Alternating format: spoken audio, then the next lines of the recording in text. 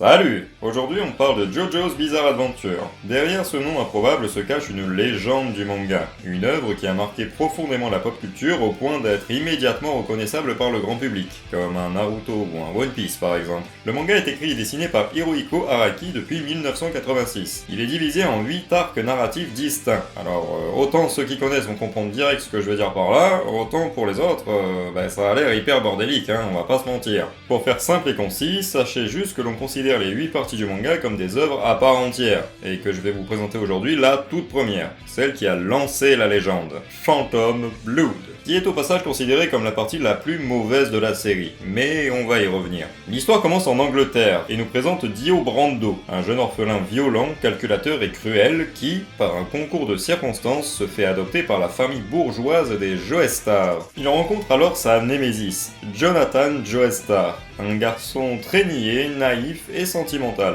Dio décide alors de tout faire pour détruire psychologiquement son frère adoptif afin de récupérer l'héritage familial. Alors oui, dit comme ça, on dirait juste une histoire cucu de deux gosses de riches qui vont se foutre sur la gueule pour du pognon. Mais vous commencez à me connaître, j'aime quand les histoires partent en couille. Et là, mes aïeux, on est servi. Car au bout de quelques chapitres, s'écoulant sur plusieurs années dans le manga, Dio récupère un masque de pierre aztèque et l'utilise pour se transformer en vampire immortel surpuissant. Jonathan devra alors maîtriser l'onde auprès d'un maître italien nommé Zeppeli. Cette énergie de l'onde, qui est semblable au rayonnement du soleil, permettra au jeune homme de se dresser face à son ennemi d'enfance, ainsi qu'à son armée de morts-vivants. Vous l'aurez compris, ce manga est complètement dingo. On démarre d'une histoire digne des Feux de l'amour pour partir sur un mix entre shonen de baston énervé et Castlevania. Tout le génie du manga vient de cette folie et de cette opposition entre Jonathan et Dio. Les deux sont super intéressants. D'abord Dio, l'enfoiré de service considérant tous les êtres humains comme des objets, désirant juste profiter de tous les avantages de la vie par la force et la ruse, quitte à en perdre son humanité. Et Jonathan, qui est l'archétype du personnage concon, naïf et aveuglé par les sentiments, un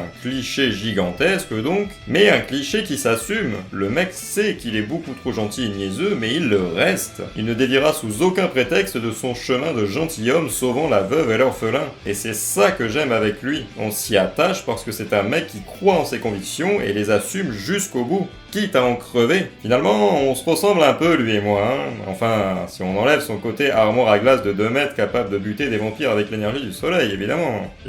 Le manga est aussi diablement original dans ses situations. Sans rire, en seulement 5 tomes, l'auteur ose plus de choses que tous les shonen actuels. Et ça date de 86. Il n'hésite pas à tuer sauvagement des personnages importants et à faire preuve de violence, voire de gore dans certains cas. Et cette fin, bordel, je ne vais pas spoiler pour les 3 du fond qui ne connaissent pas, mais sachez juste que l'auteur doit posséder une paire de baloches en acier pour avoir proposé ça à l'époque. Niveau dessin, ça démarre mal. Entre le style très vieillot, les perspectives approximatives et les proportions qui sont moches, on va pas se mentir, on n'est pas sur du Miura. Mais tout ça est en partie rattrapé par la deuxième moitié du manga. Là, l'auteur nous présente un style très ancré, avec des décors détaillés, des effets de technique très réussis et surtout des persos qui pètent la classe. Regardez-moi ça, sérieusement, je suis à 2 doigts de détourner les yeux quand les persos me fixent avec ce regard brûlant de détermination. Bon, les proportions sont toujours aussi dégueulasses, mais on va dire que c'est un détail. Pour conclure, non, ce manga n'est pas mauvais, que ce soit en tant qu'œuvre à part entière ou en tant que partie d'un gigantesque shonen culte.